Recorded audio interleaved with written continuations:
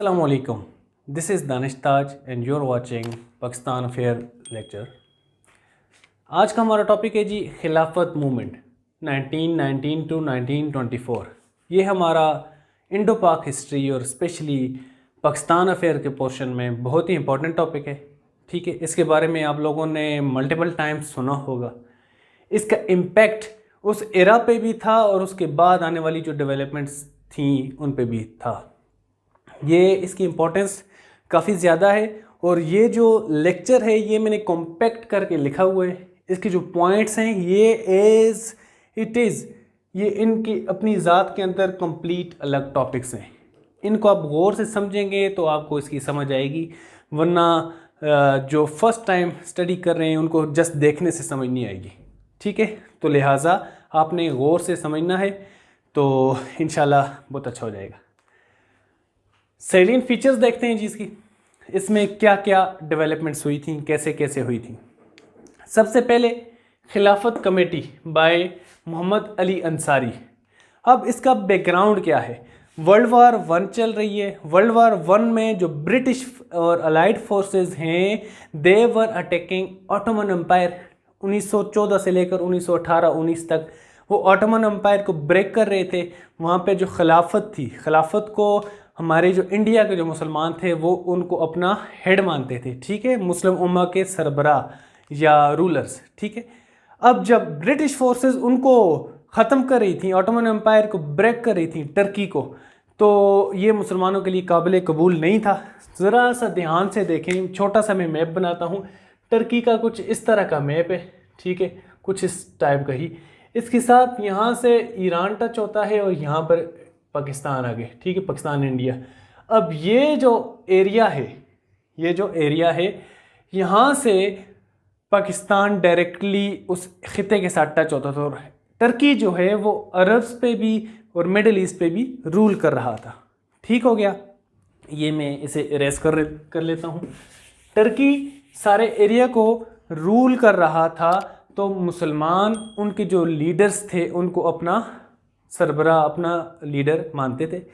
अब जब britisher Turkey को, ऑटोमन एम्पायर को ब्रेक कर रहा था तो मुसलमानों को ये कबूल नहीं था। यहाँ के लोगों ने एक खिलाफत कमेटी बनाई मोहम्मद अली अंसारी के अंडर कि हम कुछ डिमांड्स रखेंगे ब्रिटिशर्स के आगे कि आप ये हमारी डिमांड्स हैं, ये आप माने, वरना हम आपके साथ तावन नहीं करेंगे।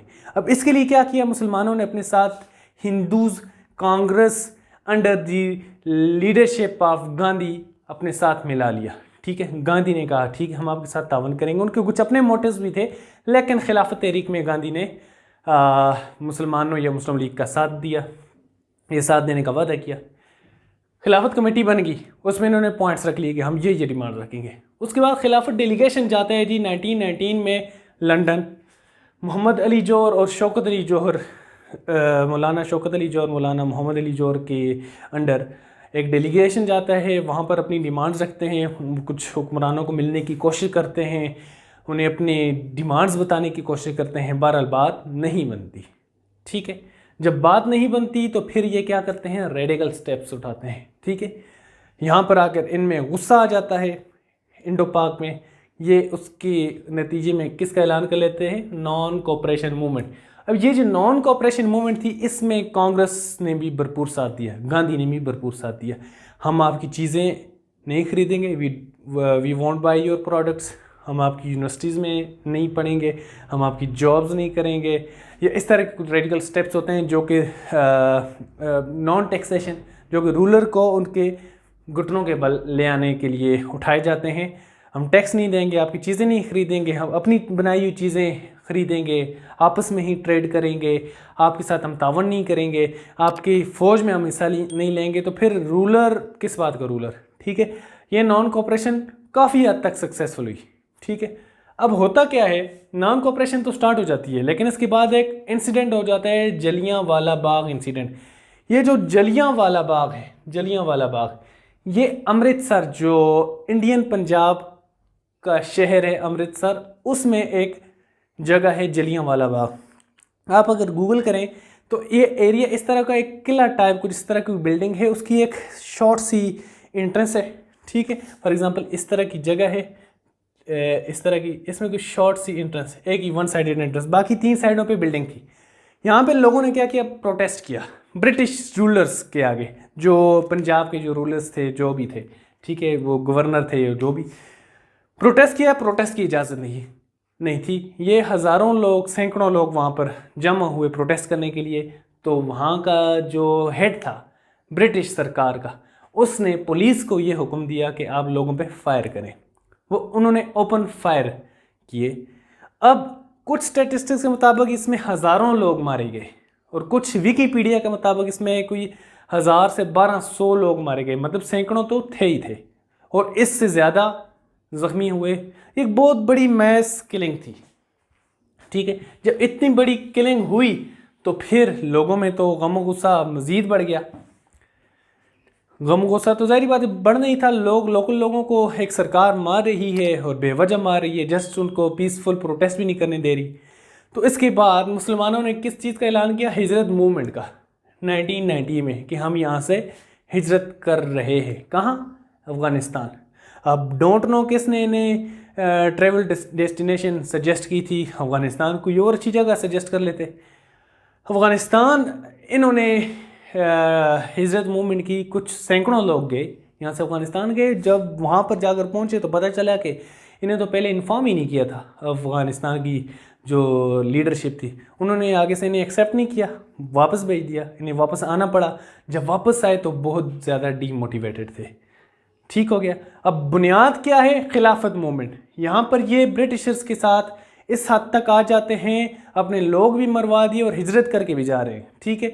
और आगे से भी मुसलमान मुल्क से डीमोटिवेटेड वापस आ रहे हैं, वो उन्हें एक्सेप्ट ही नहीं कर रहे। इसके नतीजे में मोपला अपराइजिंग, जो सदर्न इंडिया है, उसमें केरला की जो इलाका है, उसमें मालाबार, और ये जो एरिया आपके नाम सुना होगा, आप इसको सर्च भी कर लेना। उस एरिया में मोपला अपराइजिंग हुई।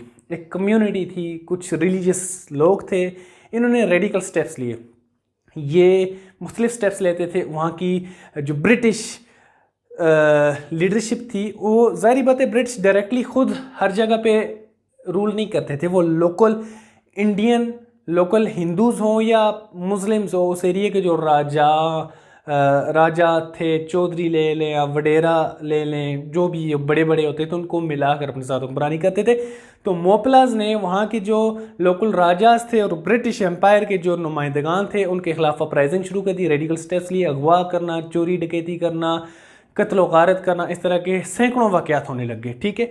जिसकी वजह से जो सेंट्रल ब्रिटिश एम्पायर के जो लोग थे इंडिया में, जो रूल कर रहे थे, उन्होंने कुछ पुलिस भेजी, अपनी फोर्सेस भेजी इनको सप्रेस करने के लिए, ठीक है। ये बहुत बड़े इंसिडेंट्स हो रहे थे। जैसे आप इमेजिन कर लें, 8 से 7-8 साल पहले पाकिस्तान के कबायली इलाकों में कुछ लोग एंटी स्टेट एक्टिविटीज़ कर रहे थे, तो स्टेट को क्या करना पड़ा, वहाँ पर भेजना पड़ा। अब उनकी डिमांड जो भी हो, लेकिन स्टेट इस तरह की अफरा तफरी अफोर्ड नहीं कर सकती। मेरी एग्जांपल से आप डिसएग्री भी कर सकते हैं, मगर इस तरह की इंसिडेंट्स हुए। नेक्स्ट, चोरा चोरी। अब चोरा चोरी का जो वाक़या था, ये बड़ा टर्निंग पॉइंट था इस खिलाफत मूवमेंट का।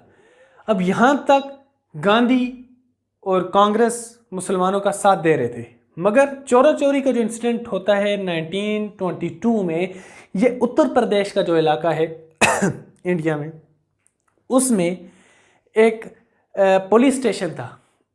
वहाँ पर कुछ अपराइजिंग होती है, कुछ लोगों के और पुलिस के दरमियान कुछ मुखालफत होती है, कुछ लड़ाई होती है, जिसके नतीजे में 22 पुलिस वाले मार दिए जाते हैं। और लोग क्या करते हैं, उनके पुलिस स्टेशन को आग लगा देते हैं, जिसके नतीजे में 22 पुलिस वाले मर जाते हैं, कुछ लोकल लोग भी मारे जाते हैं। लोगों ने इस पुलिस स्टेशन को जो आग लगाई, वो as a reaction of their killings लगाई थी, कि वो पुलिस के थ्रू लोगों पे कुछ जुल्म ढाए गए थे लोगों ने, उसके नतीजे में पुलिस स्टेशन को आग लगा ली और इतने लोग मारे गए, जिसकी वजह से गांधी जो थे, गांधी, इसके साथ में लिख लेता हूँ, गांधी डीमोटिवेटेड हो गए, डिसहर्ट हो गए। उन्होंने कहा कि ये तो मामला जा रहा है बहुत ही ज़्यादा किलिंग्स और खून खराबे की तरफ, ठीक है। उन्होंने खिलाफत मूवमेंट से क्विट कर लिया। गांधी ने क्या कहा कि हम माँ बाप का साथ नहीं दे सकते, उन्होंने क्विट कर लिया, पीछे हट गए। जब गांधी का मतलब कांग्रेस निकल गई, कांग्रेस का मतलब हिंदूज की सपोर्ट ख़त्म होगी, खाली मुसलमान रह गए। और मुसलमान खाली इतनी तादाद में नहीं थे कि वो अपने ब्रिटिशर्स को इस हद तक मजबूर कर सकें कि वो वहाँ पर टर्की में जाकर डिसीजन लें ऑटोमन एम्पायर के बारे में, मुसलमानों की इंडो पाक के मुसलमानों के कहने पर ऑटोमन एम्पायर का फैसला कर लें। तो गांधी ने जब क्विट किया तो खिलाफत मूवमेंट का एंड हो गया, खिलाफत मूवमेंट ख़त्म करना पड़ी। ठीक हो गया। ये सारी स्टेप्स को आपने गौर से देखना है, ये हर एक की अलग अलग डिटेल्स हैं। ठीक है, hope you people understood it. अब इसके बाद आते हैं इम्पोर्टेंस में। इसकी इम्पोर्टेंस क्या थी? इम्पोर्टेंस जो थी इसकी बहुत ज़्यादा थी। इसमें सबसे पहले miss match of Indo Turkish mind, Indian and Turkish preferences का पता चला कि इंडियन मुस्लिम्स क्या प्रेफर कर रहे हैं और टर्किश मुस्लिम क्या प्रेफर कर रहे हैं। टर्किश मुस्लिम जो वहाँ पर कमाल अतातुर्क थे उस टाइम 1922, 23, 24 में, वो खिलाफत के अगेंस्ट थे और लोग भी उनके साथ यकजा थे। वो चाहते थे कि खिलाफत ख़त्म हो और हम टर्की को आज़ाद करें, एक टर्की नया मॉडर्न कंट्री बन जाए। जबकि इंडिया के मुसलमान चाहते थे कि खिलाफत को रिस्टोर किया जाए। जब वो लोकल खुद ही नहीं चाहते तो यहाँ के मुसलमानों की कौन मानता? ठीक है, यहाँ के मुसलमान किस बुनियाद पर ब्रिटिशर्स को मजबूर कर सकते थे कि आप वहाँ पर ऑटोमन एम्पायर को रिस्टोर करें? ये मिसमैच हो गया। ठीक है, उसके बाद disunity between Hindus and Muslim, Hindus और मुस्लिम के दरमियान डिसयूनिटी होगी, भले वो जिस बुनियाद पर भी हुई, लेकिन डिसयूनिटी होगी। इनको माइंड में एक दूसरे पे ट्रस्ट डेफिसिट आ गया, they couldn't trust each other. ठीक हो गया।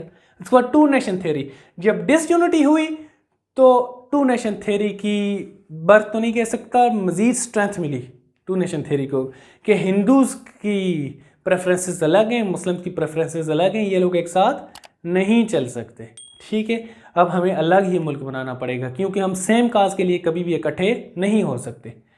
गांधी इज़ नॉन कोऑपरेशन, ये वही बात है, गांधी ने कोऑपरेशन नहीं की जिसकी वजह से कांग्रेस भी क्विट कर गई। जब कांग्रेस ने क्विट किया तो इट मीन्स हिंदू की कोऑपरेशन ख़त्म होगी। ये सारा जब सीन हुआ तो इसकी वजह से खिलाफत मूवमेंट फेल होगी। ठीक हो गया। ये एक कंप्लीट इमेज है। मैं ज़रा पीछे हट जाता हूँ, आप इसे गौर से देख लें, इसके स्क्रीनशॉट ले लें। ये सारा जो है इसकी बहुत बड़ी इंपॉर्टेंस है इंडिया पाकिस्तान की तारीख़ में, और इसकी फ्यूचर जो इवेंट्स थे उनके ऊपर इसका बहुत बड़ा इम्पैक्ट है। ठीक हो गया। Hope you people understood it. Thank you.